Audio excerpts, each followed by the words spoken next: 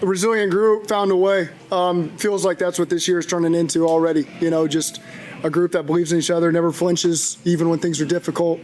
Early part in the season, it's always been about finding your footing, and it's never going to be easy. You want to put yourself in a position in games 5 and 12 and 16 to be in a good spot. And so it wasn't as clean as we wanted it to be all around. When we watch the tape, there's going to be corrections, but I couldn't be proud of our group.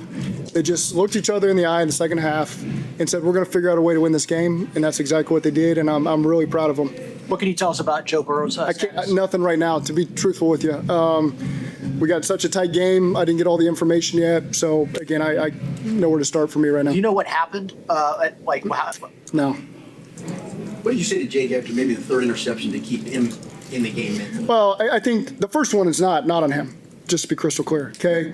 And, again, he just, despite those 2 other interceptions, you got a lot of confidence in him, and the players do, and they play for him, and we had trust that he's going to figure out a way. I mean, those 4th down decisions are tough. I mean, he checked the ball down on a 4th down on the last drive to Chase to get the first down. He changed a route on 4th down to Dre to give him a shot. We got the DPI. So again, he just went out there, cool, calm, and collected, ready to do his job. He's in here. I mean, 8:30 this morning. I feel like I saw him in there. I don't know if it was that early, but he's in. He's just ready, and. So when you got a guy that's ready, that the team trusts because they've seen him do it all, then we put the ball in his hands at the end of the game, and he went down there and delivered for us. How much were you kind of playing for the win as you kept throwing once you got to the goal? Yeah, once you get tighter, it's let's go win this game. Let's not try to kick the field goal and go to overtime. It's been such a crazy game, leave nothing to chance. And so when we got done in there, it turned into 4-down territory for us to go get the win. You always harp on turnovers, Zach. Yes, Jay was 3, but in terms of what you guys were able to create, and the interception by Dax in the end zone. Yep. Turning point there. Our defense has created a feeling that a turnover can come at any moment. That's just kind of what they've established at this point. And so Dax has taken 7 points, 4 points off the board right there. JB just has a knack for finding the ball. Some guys just have that, and it looks like JB's got that, and that's awesome. And then the 4th down stop at the end of the game when they went for it, that's huge. That's a defensive stop. And so again, there's a real feeling that these turnovers are going to start coming in bunches for us because our guys train it, and they found a way to find the ball, and we just got to keep it up. The play that seemed to pump air back in the place was tipped. First catch. Yeah, I mean, I just told the team he exemplifies everything that we stand for as a team and as a Bengal when we define it: physical, hungry, accountable teammate who's willing to do their all to get the job done. And Mitch, I told the team just now, he probably had the hardest battle to be in this position because we signed him at a strange time right after the season in January. It's kind of when the scouts liked him, they knew him. I didn't know much about him. So it's not like we put him in a position in April, May, and June to let's really see what this guy's made of. We go through the draft and collected guys in the draft that you want to really evaluate. So every rep that Mitch got, he earned. And he just put himself in a position throughout training camp, which everyone witnessed, to where the quarterbacks earned a lot of trust in him, and then the team had a lot of trust in him, and then he made all the plays he made in the preseason game, and so we're not afraid to put him out there in any moment. And he went up there and made a one-handed catch for his first career reception, first career touchdown, one-handed. Didn't surprise anybody. You saw a lot of excitement from the team just because they're excited. He finally got an opportunity, but there was nobody that was surprised. He went out there and did that. So just really proud of Mitch. I mean, that was a run play. That was a run play that Jake just threw the ball to him on a conversion, which is extremely, we don't always do that, but that just shows Jake looks out there, he sees Mitch, and he says, I like my matchup, and I'm going to go to him. And that's what happened. What was your halftime message? That I couldn't be happier that we were in this position in week 2, so we'll find out what our team's made of. So early in the season, we can go ahead and figure out how this team's going to handle some adversity. And I saw that in spades today. I mean, it was a resilient. There was not a second anybody flinched. And there was, I looked up as we had the final turnover, they returned the 10. And our crowd started this. The crowd was outstanding today. They gave us a huge advantage. I did see people leaving thinking it was over. I don't blame them. We just threw a pick on the 10-yard line, and all our defense did was rise up, get 4 stops, and we go 90-something yards to win the game. And trust me, I don't blame anybody. The overall performance today wasn't what our standard is and what we want. And I asked our fans to start off this game hot, and they started off hot. I mean, that was the standard you set in a home opener from a fan base in terms of being in their seats. When I asked, I appreciated that. Making life really difficult. They had to burn an early timeout, just like we had last week. because of the crowd noise, and you could hear them throughout. And we just got to do a better job not having to come back in the last 2 minutes of the game, putting ourselves in a better position.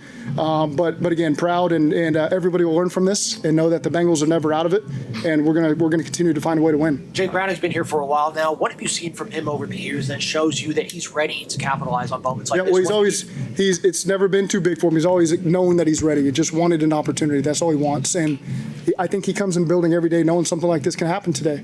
And his career, I don't think it's this extreme, but could end if you're not prepared and you walk out there and you have a really bad performance, and everybody sees that tape and they say, okay, that's enough of that. And so I think as a backup quarterback, he lives that life. He knows I got to be prepared. Could be at any moment, could be down a touchdown, and I got to lead this team back to win. And we've had that confidence every step of the way with Jake. He's proven that for us time and time again. And again, just like Minnesota last year, threw a pick against Minnesota, okay, that he knew that was a bad decision. And what did he do? He came back and found a way to win. And today, threw a pick that he knows he'd like to have back. Then he comes back and finds a way to lead us to victory. So couldn't be prouder of Jake Browning. To that point, with so many returning players on this offense that have been with Jake when he's had to step in and play for Burrow, how much do you feel like that was?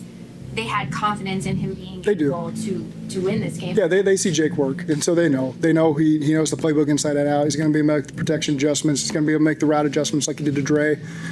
He's fully capable to go out there and lead it, and we're fortunate we got the best quarterback in the world leading the charge, and we're also very happy we got Jake as the backup. How impactful? Go ahead, Jeff, and then I'll come back. See, at halftime, did you kind of rip it up and say, this is what Jake No. wants to do, this is what... No, we didn't rip it up. I'd say we stuck with overall the very similar plan that we went into the game with. Early in the game, they kept us off balance a little bit with some stuff, and I'd say all 12 guys, meaning play caller and the 11 on the field, we didn't do a great job getting everybody on the same page and finding our rhythm early on. Once the game kind of goes, sometimes that happens in the second half, you figure out your rhythm a little bit better and can start to calm down and get everybody on the same page. And it's kind of one of those early season things that's happened. We kind of fought it 2 weeks in a row now. We'll find our footing. And right now it's about finding a way to win.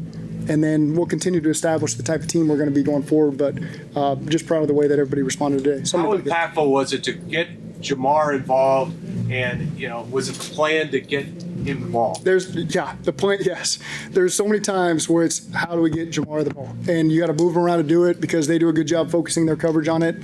The great thing is if they take him away, then the ball's going to T or Mike or Dre or Noah or Chase, and so we got a lot of great options. But there's a lot of times the words that come out of our mouth is how do we get the ball to Jamar? In a game like today, so much chaos going on, Zach. How important is it not only for you, the coaching staff, the players, be cool as much as possible? I just think we kind of stared adversity right in the eye and didn't flinch. And I have a lot of respect for Jacksonville. This is kind of that feeling I had going into this game. This team is really well coached. They got a good roster. They've got a lot of talent, a lot of speed, and they make life really difficult for you. And it's a team at the end of the season that's going to be standing there at the end of the season with a shot. So I think this is a really good win for us. Happy to be 2-0. We know we've got staring us in the face this week in Minnesota. Will be a really tough test for us. We got to get ourselves ready. But again, just proud of the way the guys responded today. Seemed like there was another big play of the game was against the blitz, Burrow to T. Yeah. What'd you like about kind of that decision in that play? Talk me through that play. When was that? There was a lot of blitzes and a lot of plays. It was T down the sideline. He kind of elbowed the guy then after he made the catch down the field. I'll be honest with you. I'm not that. I can't go back that far in my mind right now. I'll give you a great answer tomorrow, Charlie. I promise. I'll get you in. When you said you guys didn't flinch, when Joe goes down, why is it you think that your team didn't flinch knowing your all-world quarterback goes down? We got a lot of talent. We got coaches that are going to put them in the right position. And so then it's just on other people to step up. And so, again, nobody flinched. It's unfortunate when you lose him because he's who he is. But again, just proud that the team found a way to win, and then we'll see what his status is, and we'll go from there. Charlie. How much more time on the clock where you think, all right, I'm going to kick this away? It's like 3 minutes left. We can go for it on your own 15. Is there a stopwatch up there, or is that just... It's a hard decision. I can tell you that much. It's hard because you're just afraid, God forbid, a penalty or something, you don't get the ball back, and then it's over. And so It's not one you get to think about very long. I can promise you that. You're trying to solve a third down problem for some tough looks, and then you've got 7 seconds to decide really what you're going to do there. Now you're getting information, but it's, I've got to decide, am I going for this or not? And you're getting great feedback, and everybody supported that.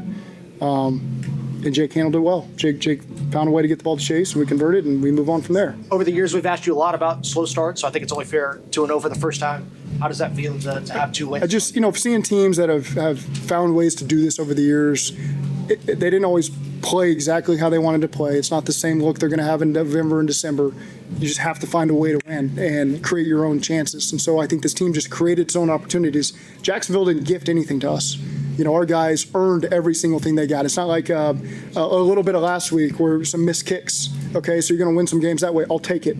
Okay, but today was really about the Cincinnati Bengals making the most of these opportunities and finding a way to win. And I'll take both circumstances. However you want to give it to us, I'll take the win. Because you're right, we've sat up here so much early in the season saying what's wrong. Well, today we just found a way to do it. We're 2-0, and we'll work like heck to be 3-0. Going off after you got the ball, after you got the ball back on the 4th down, even after Jake's 3rd interception, how much confidence was there on the sideline that Jake was still a lot of confidence. I mean, for our defense to get the 4 stops down there inside the 10 was huge. And again, that gives you, all right, here we go, we got a chance not only to go tie it but to go win it. So that to me is the whole mentality. It's we're down 3, but we're going to go win the game, not go tie the game. And so I never even gave Jake a field goal landmark because that really was not our mentality. Our mentality was we're going to go score and win the game and not just kick a field goal. And obviously, if the circumstances had come to that, I would have done that. But that was not the conversation. The conversation was let's get down the field and try to go score. Going off of the first 2-0 start for you, winning these 2 games in the way. That's the first one, huh? That took 7 years, but we did it. We're here. Yeah, go ahead. But, listening to you right now, this seems like the most fired up I've seen you in a post-game press conference since I've been here. Just what kind of, winning these 2 games the way that you've had, what kind of momentum and messages it sends to the team throughout the year, just finding ways to win these games? Well, I think great teams have to find a way. And so right now, I think about guys that made plays in this game, and there's a ton of them. It's not, Jamar had 14, whatever he had. There was a lot of guys that stepped up in some critical moments and made plays for us. Mike Gesicki had the big catch down the 10-yard line at the end of the game. A bunch of guys on defense stood up. I saw Dax Hill make a TFL, at the end of the game when they had the ball. So many thoughts are coming to me right now of guys that I just saw rise up and make the most of the opportunity. And that's the sign of a team that can potentially be a great team. We're not there yet. We're just finding ways to win. We're a good team, and we're going to build to being a great team. And we got a lot of guys that are going to help us in that journey to do it. Another guy that went to the locker room, Shamar Stewart. Do you have an update on I don't yet. Yeah, I don't. How much is Joe's health back to your mind? Is you more fired up right now about that? It is. I mean, that's something we'll have to figure out and resolve. But again, I can only speak to what I know right now. Seems like you guys went after Travis Hunter a couple times, including that 4th down, big one at the end. Was that kind of part of the game plan to attack a rookie corner? He wasn't really. I mean, he played 6 plays last week, so the plan wasn't, you didn't know if he was going to be out there. I know 22 got hurt, so he was out there more. But no, I would not say that was the plan.